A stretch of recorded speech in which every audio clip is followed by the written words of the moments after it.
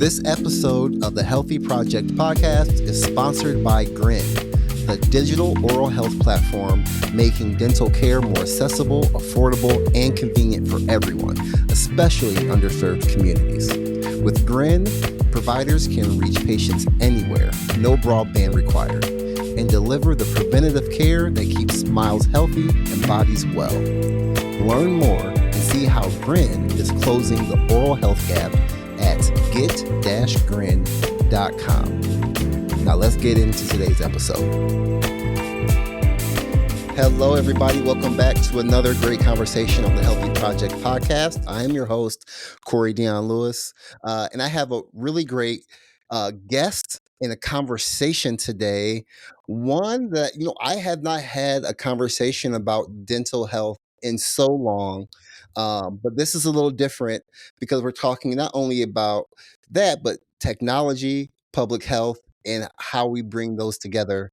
Our guest today is Pam Oren, the COO and co-founder of GRIN, a digital oral health platform that's reimagining how care is delivered, particularly for the more than 57 million Americans living in oral care deserts. Pam is a mission-driven tech leader who's building solutions that don't just scale, but uplift. Pam, thank you so much for being here. I really appreciate it. Thank you, Corey, for having me. This is great.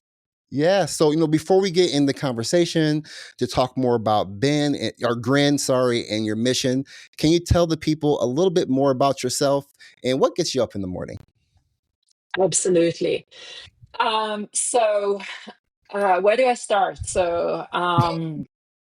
I'm a person of many hats. I started my career actually as a software engineer, software and electrical engineer, and kind of grew my career in small and large companies, went through multiple kind of company life cycles, whether in IPO events or acquisitions. I worked for a small company called Apple for many years through a startup that was acquired by them. And also from a functional perspective and a role perspective, I played many parts. So like I said, I started as an engineer, but then grew into more product and operational and strategy roles throughout my career. Somewhere along the line, I also did my MBA and while other people focused more on, finance and consulting side of of that space and how could they make more money with their degree, I actually was really focused on in courses to do with corporate social responsibility and public strategy and so forth. So I always knew that somehow I would take my technology experience and apply it to making impact, and really wanted to work for a company that makes this world a better place. Man, So that's a that's little bit amazing. about myself. That's amazing. So I would love to talk more about, what I love the background in technology, and what inspired you to co-found GRIN and why oral health, something that is often overlooked in the health tech conversation. 100%. So it's funny that you ask that question this way, that is so often overlooked, because I myself was one of those people where and you'll hear it in how we started GRIN and how I came to be about a founder of GRIN, on how this really wasn't friend of mine for me. Or like I said, throughout my career, I was involved in many outlets of activity, let's call it. And in one of those activities, my husband and I were actually amateur investors in a startup in the health tech space. It was a different space than oral health, but this is how I kind of came into the community of founding partners. And then when that company kind of was successful and sold to a large medical device company, the founders reached out to me and said, there's this really interesting problem in oral health. there's a large gap where people are actually, due to um, issues with access, they're turning to suboptimal solutions. So I was like, wow, this sounds like a pretty interesting gap and hole, but what do I have to do with oral health? And but it kind of stayed in my mind as a problem. And I remember I said, give me a few days. I reached out to a community that I have of business professionals that, um, again, that I know from my career, and I asked them, and they're all about they're solving problems in different disciplines in different industries. So I knew that I would get, the variety of information. And I reached out to them and I said, listen, anyone who is willing to talk to me, I'd like to interview you. And I think I interviewed over a dozen of these business professional people over one weekend. And I came back to my now founding partners and I said, there's definitely a hole in this industry and there's definitely an opportunity to fill it. And that's how we founded GRIN. Wow. That's our story.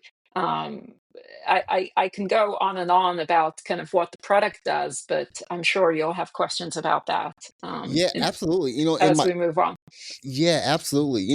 Was there a particular moment or even insight that kind of crystallized the need for a digital first solution in oral health deserts? 100%. Listen, we can take a step back and talk about the actual data.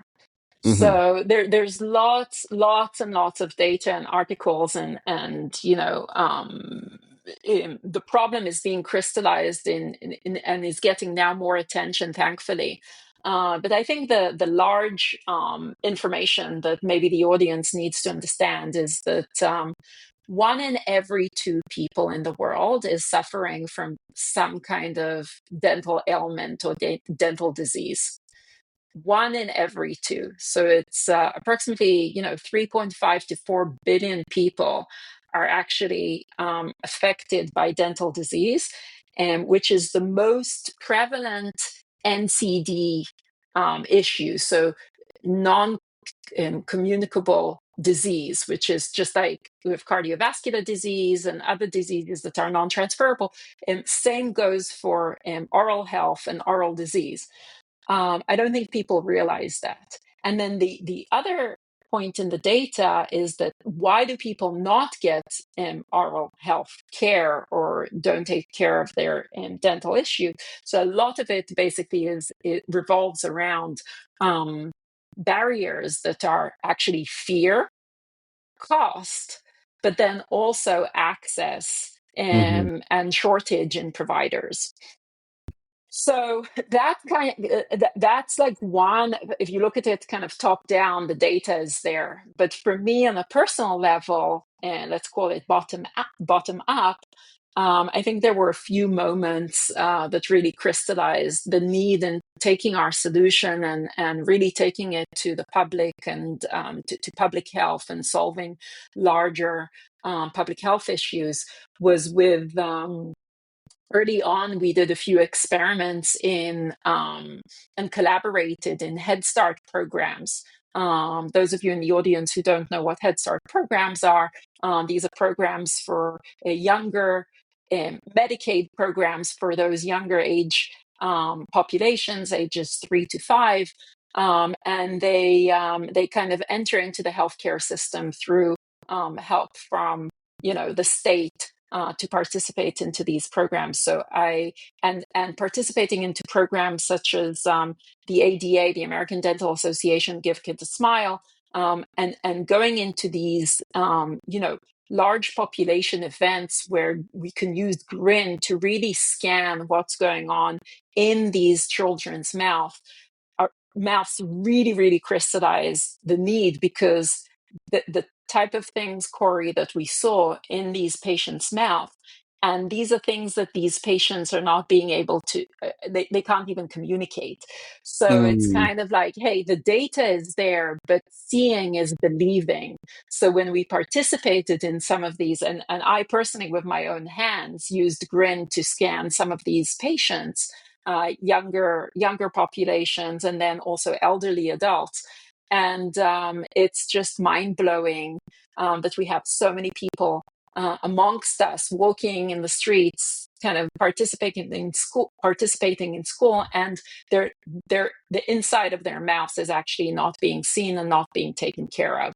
So that to me was a huge kind of light bulb event, if you call it, to yeah. understand that we really have to serve this population, and we can really reach into those patients' mouths and help them, prioritize them, triage them, help them be seen, and then take care of the issue um, Yeah, after that.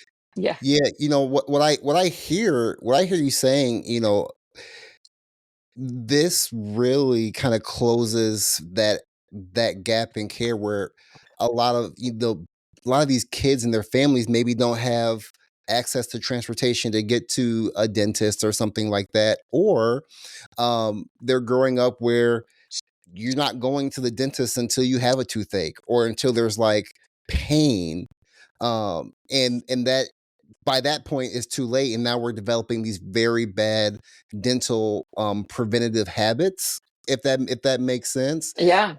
And yeah, so being able to do that, and I'm sure as a kid, is probably a little less scary than going to a to a clinic most of the time. You hit the nail on the head. There's a- a- instilling those healthy habits or preventative habits is such an important discipline that we should teach our population at an early age. Um, but this goes, and I'm sure we'll talk about it later, kind of during the show. But there's just a variety of ripple effects of not dealing with or not instilling that preventative discipline a, in a person's or in a patient's mind early on in their lives. So as an adult, if you were suffering or you didn't take care of early um, dental decay, then the issue then becomes much more acute. You then become obviously a critical care patient where you have to go into the emergency room, unfortunately, and then the costs go higher. So you're an absentee from work. You lose salary, the company loses Hmm. efficiency. So there's just a ripple effect of obviously of issues that because our mouth and our oral health, sorry, is overlooked. It just creates kind of a magnitude of issues later down the line. Not to speak about, and I'm sure we'll also touch on that in the later down the show, but not to speak about um, the strong linkage between oral health and full body health. So Yes. what we now coin as the oral systemic health, and that's something that I'm also personally very passionate about. If you, the industry has now been able to um, not only prove correlation but also causation Mm, by oral health issues into um, other large medical issues, the major ones like cardiovascular disease and cognitive issues, premature labor, diabetes are all more critical and more terrible, so to speak, if you start from oral disease in the mouth. So that's interesting. something that's definitely another issue that is not as known, but is starting to be. We're starting to build a little bit more awareness when it comes to that. Yeah. That's very interesting. At Pam, as a a clinical health coach in a safety net hospital. That is a part of my role. Um, the oral health as a preventative measure, as far as my role, never comes up. And it's, oral health is rarely centered around in public health dialogue. Why do you believe it's critical to treat it as a core social driver of health? We hear this all the time. What you just said, we speak to you're not alone. We go to and more recently I've spoken to so many community health leaders, community health center leaders on the medical side, who tell me exactly the same thing. Hospital personnel, long-term facility, head nurses and educators, and they say exactly the same thing as you said. It doesn't come up. So why do I think it needs to be kind of center as like as a social determinant of health? Sorry. So mainly for two reasons. Number one is it, it our our smile, and when we open up our mouths and we smile, they are it's directly linked to our, on what we feel about our self-worth, 100%. Yeah. how we show up, how we build our confidence, um, but also going from our self-worth, confident, it's also how we perceived. If our mouth is unhealthy, a lot of times, and it's already been proven that there is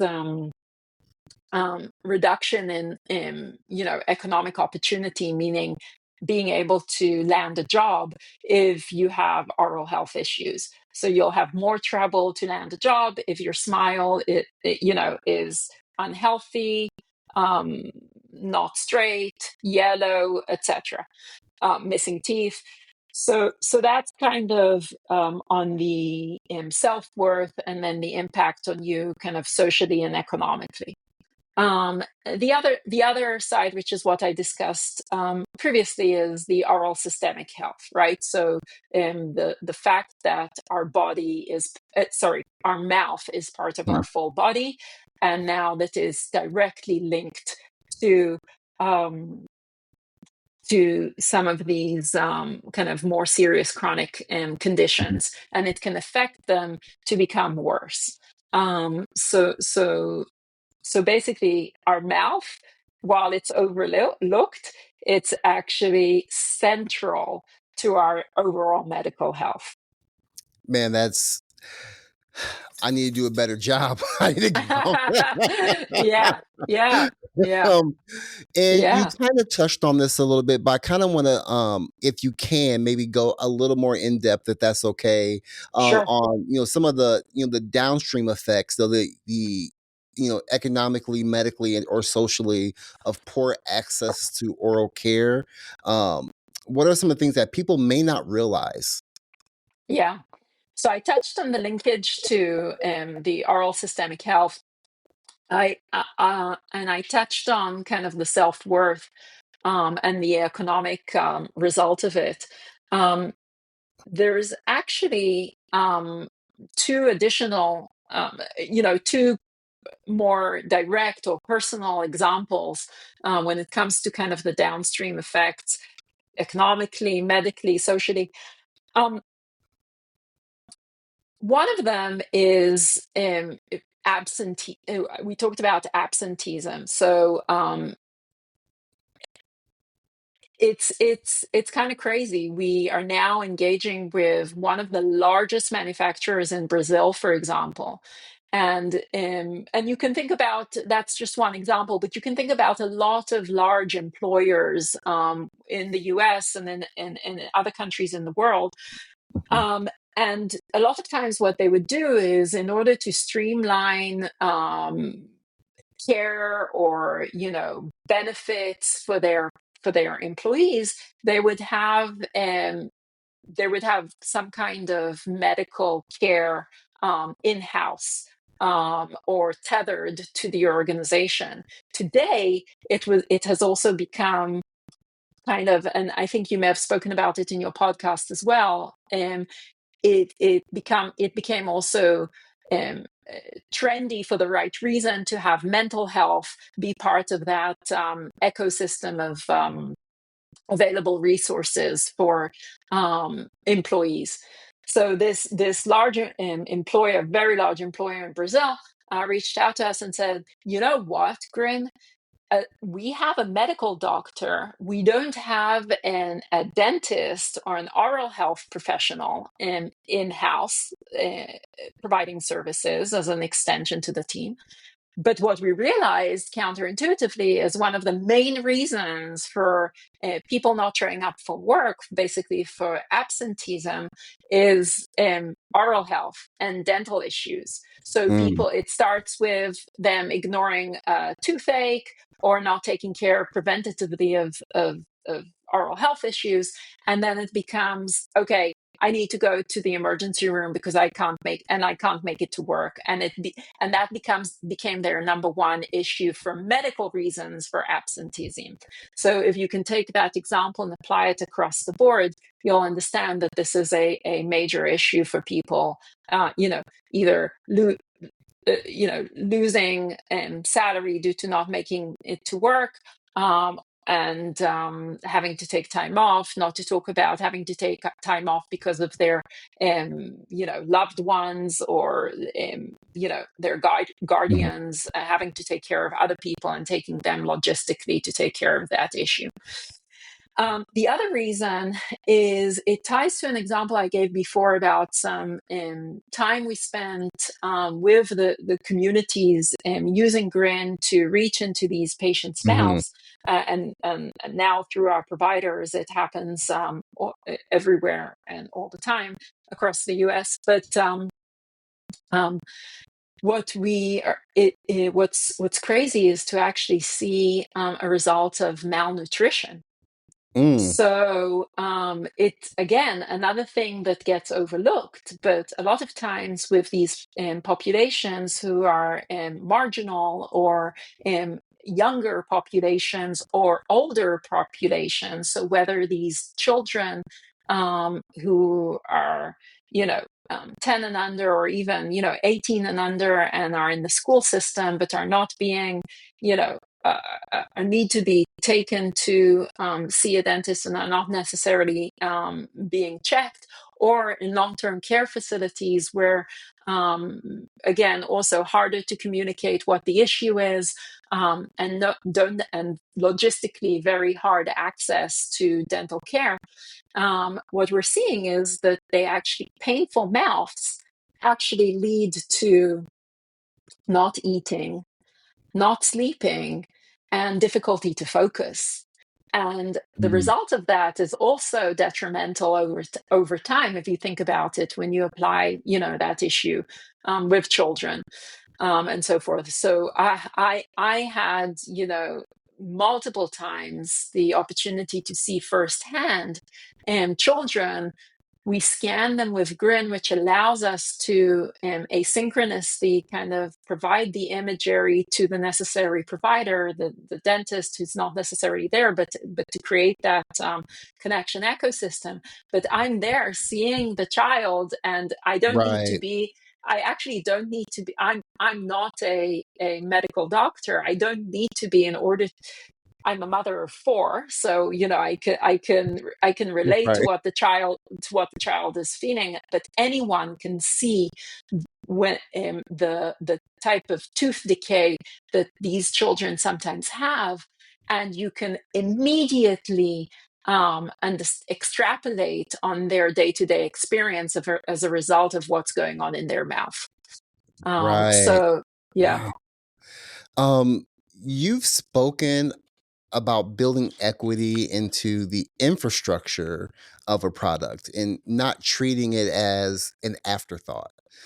What does that look like in practice at GRIN? That's a great question. Um, I think I may have mentioned that at some point in my career, I also was a product manager. So these type of questions are very near and dear to my heart. Is how do you build from the ground up in the best possible way while thinking of all the factors that come into play. So to answer your question, I think there are multiple things, but one of the things that GRIN really, really focuses on and is notorious for is number one, simplicity. So really straightforward, intuitive tools that are easy to use. Number two is accessibility of the tools. So it can work anywhere and anytime and from anywhere. And the third thing is affordability. So we design our tools really to kind of with low cost front and center so that it's inexpensive and can be deployed easily. Oh, nice. And how do you ensure that these features and workflows are designed to serve communities that are often digitally excluded? That's yeah. So this is something that we've basically designed really from the beginning. GRIN, and we've improved also over time. There were multiple occasions where we um, kind of encountered issues even in our own design, but then we went to make sure that this is a core kind of value of what we deliver. So we went to fix it, and what we were always trying to achieve is that you basically don't need broadband, you don't need a computer. All you need is a smartphone, and most people have one. And even in remote, secluded areas, or if you're in a basement of a hospital or in a basement of a church, where you need to see many children, you can use GRIN, just using a phone and scanning them one by one in a very efficient and effective way. So really, that's how GRIN is designed from the ground up. No, I'm super curious too. Like, what metrics or like feedback loops do you use to gauge whether GRIN is actually delivering on its equity goals? Yeah. Um, KPIs, again, speaking like a true, I guess, operational manager and product manager, this is my favorite topic. How do we look at the data? And how do we, make sense out of the data? And how do we continuously improve over that data? So this is, again, something that I hold myself at the highest standards as well as our team. But if there are a few things that, just to answer your question, number one is efficiency. So we have to make sure that whatever the care team and the providers who are using our tool, they're we're not making them we're making them faster, we're making them better, we're allowing them to basically see a larger amount of patients. Mm. And so efficiency is one of the key things that we're looking at. And I'm proud to say that we've done some studies and we're using GRIN and scanning patients in remote areas. There we were able to achieve results of 2 times faster in their workflows. Now, 2 times faster might not mean much, but in the grand scheme of things, that might mean that I've returned 3 to 4 hours a week for them, Mm. or sometimes a day, where they can see more patients or do other things. So that's on the efficiency side. The second thing is, actually measuring the lives touched. Um, so were we able, thanks to GRIN, allow these providers who are out there in the field to see more patients? Were we able, thanks to having GRIN, allow a provider to consider going to another location to or distant location, going to another long-term care facility, because they feel empowered and enabled because they Right. have GRIN. The other thing, which is also a very high metric that I love, or very high importance metric that I love, is behavioral change. So Mm. we talked about preventative activity before that, and how do we drive change amongst communities when it comes to taking care of their oral health. One of the things we were able to do with GRIN is we ran a study where, using GRIN in tele-dentistry communication, where you have a clinical provider on the other end discussing with the patient on how they could do better in terms of their oral care, are we able to see change over time? And guess what? We were able to see that in a study where we, in this case, I think we had 1,000 subjects, where we showed that over a course of 6 months to a year, if there is intervention by a care professional on the other side that can see what's going on in the patient's mouth, and asking them to change habits, we actually saw that there's a 53% reduction in plaque pixels in their mouth. So think about it. Now these patients are healthier. Mm. And it's all thanks to a very simple activity that they did of, taking an image of their mouth and having, an asynchronous intervention from a care professional on the other end.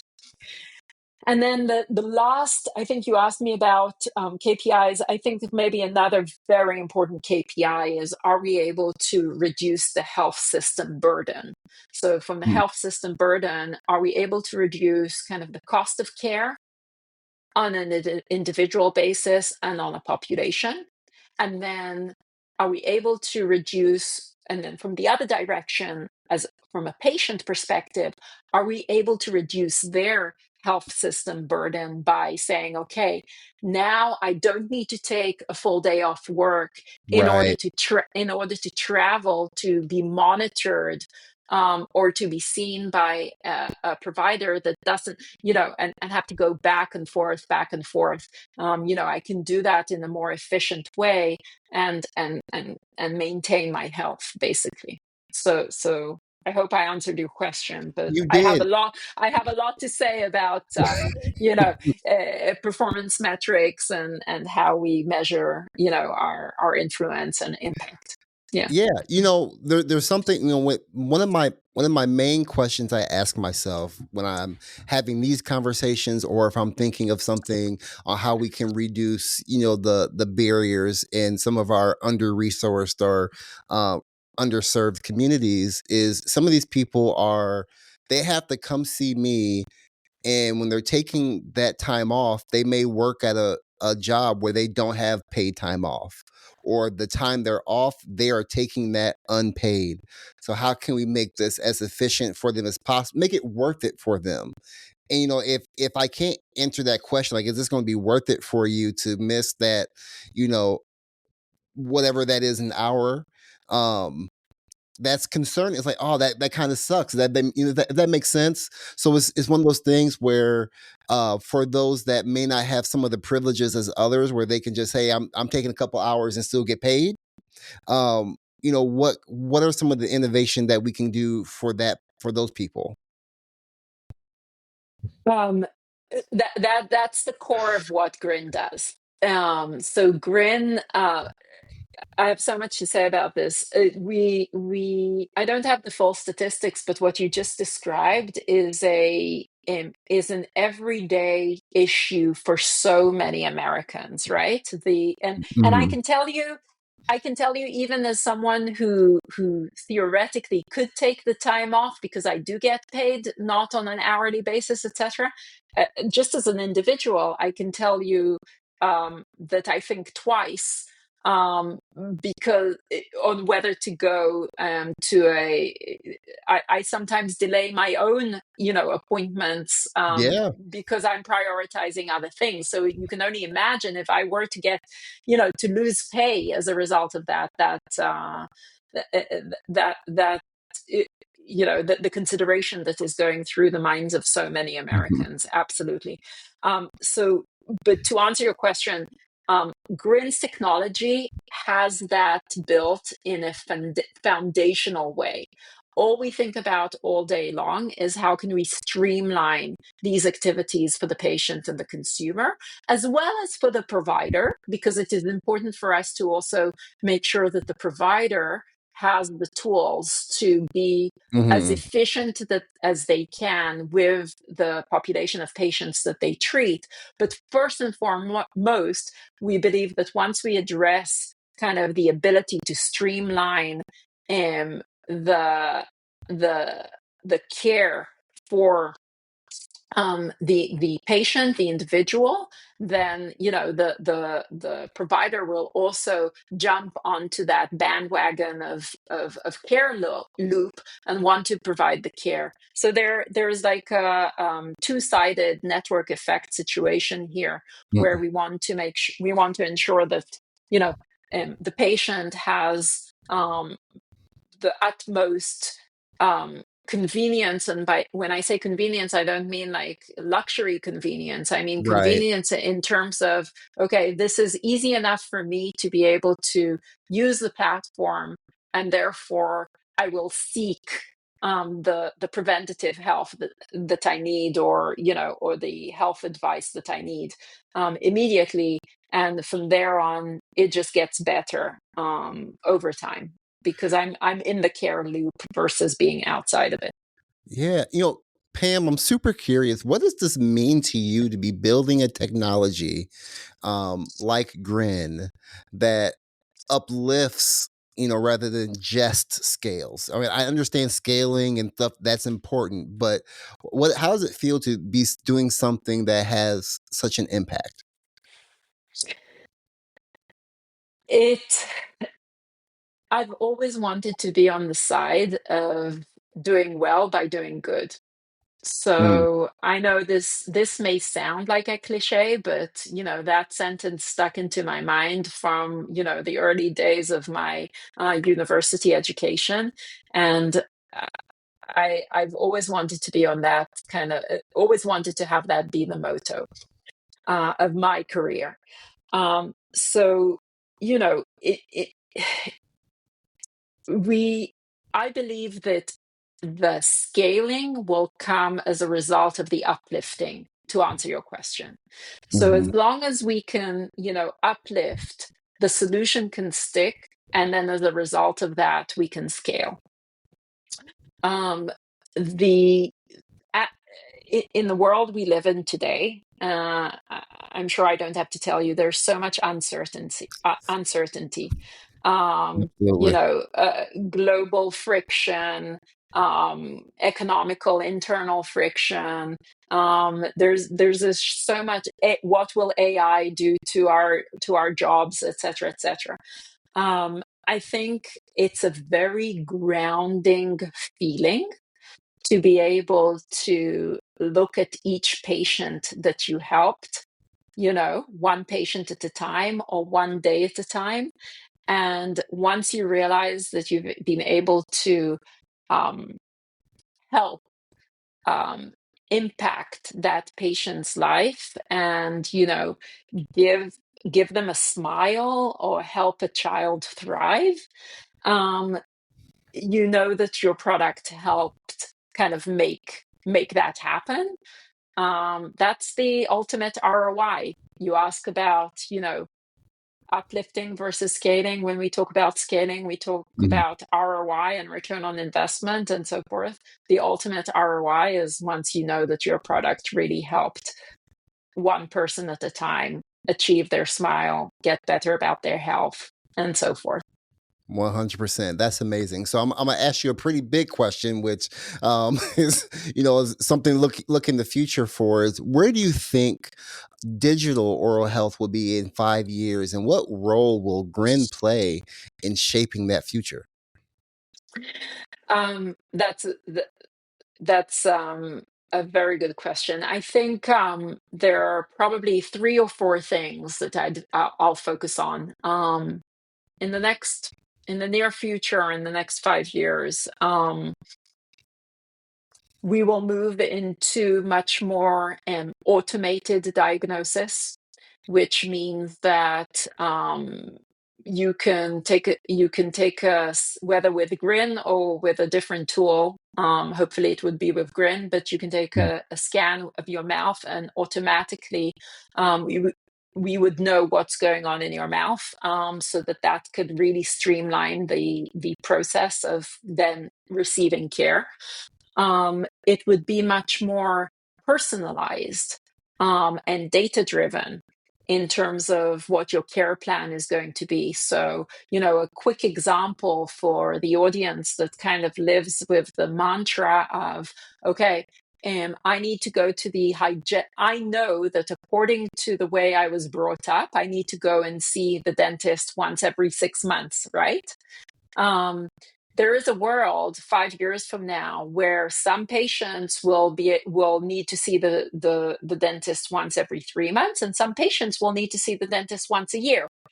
It really depends on what your personal condition is, and then going from there, the different care recommendations that you would get are much more personalized to whatever the condition is.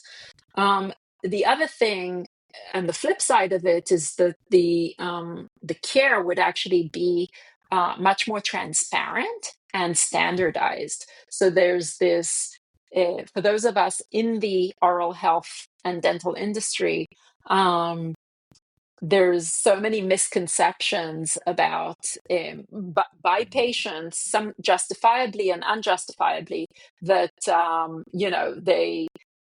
they're trying to oversell, or they're trying to get more money from me when I go to the dentist, and so forth. So now, with automation and personalization, the next step is going to be standardization of what, if you go to one dentist versus the other, how much something would cost, and why is that the recommendation for you. And then the last thing I would say is probably the holy grail of part of our conversation today, which is full integration with the medical system. Mhm. We always talk about someone taking a very interesting, and for some of us, not, we're not sure whether it was a smart decision to bifurcate the two systems 100 years ago. So you have your medical insurance, and then you have your dental insurance. Mm. A lot of us believe that those should be merged back together to be part of the full system, because there's so much connection between your oral health and your full body health, as we discussed. But in terms of GRIN's role, we hope to lead that transformation. We really do have the tools to help do that on many levels, both in terms of the hardware and in terms of the software and the algorithms, but also kind of the cultural attention to what is needed in order to go through that paradigm shift. And we really hope that that GRIN would be that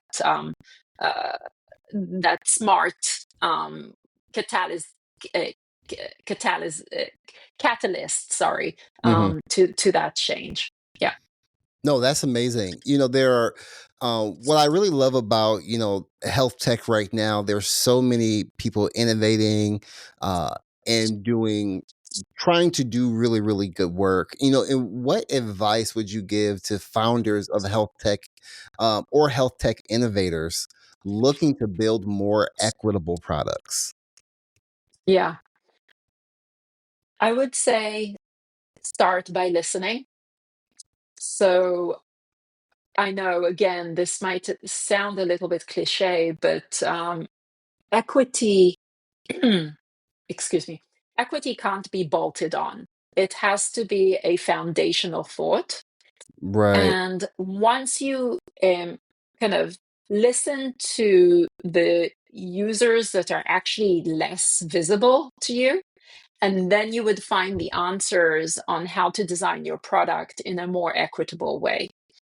Um, so yes, just build with them in mind and don't consider that to be kind of an afterthought, or, you'll bolt them in after the fact.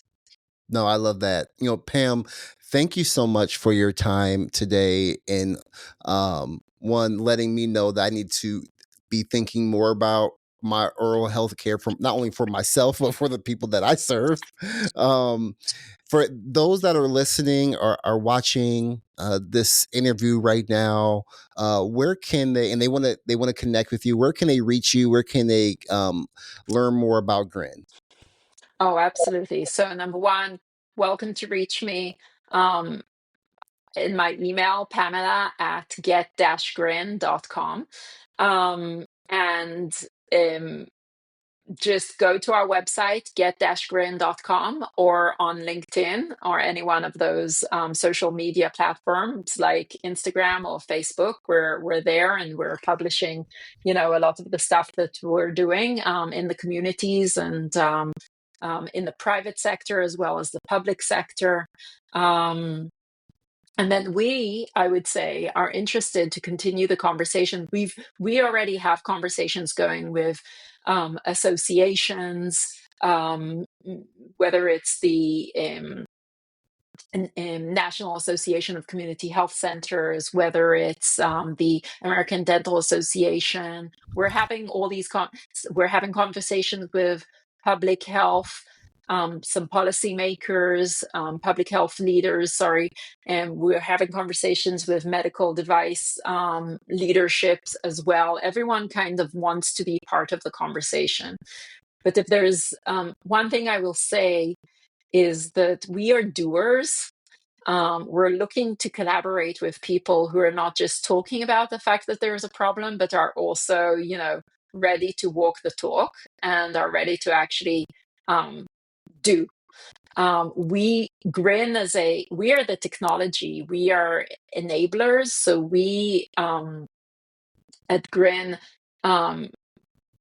feel like the solution exists. It's just a matter of taking a decision to implement it and deploy it, and the change will happen inevitably. Oh, that's awesome. So anyone who is ready to do, we're ready to talk to you. And we, while I understand that change doesn't happen overnight, we're very eager to start making change. After all, the mouth is the front door into the body. So that's one thing I'll leave you with. Yes, no, I love that. And we'll end with that. Pam, again, thank you so much for your time. This was awesome. I'm so glad we're able to do it. Everybody, thank you for listening to the Healthy Project podcast. I'll holler at you next time. Thank you so much. And thank you for lighting this light on this important issue that a lot of time gets overlooked. Thank you so much, Corey. 100%. And hopefully this won't be the last conversation we have about oral health care. Thanks so much, Corey. It was a pleasure. Take care.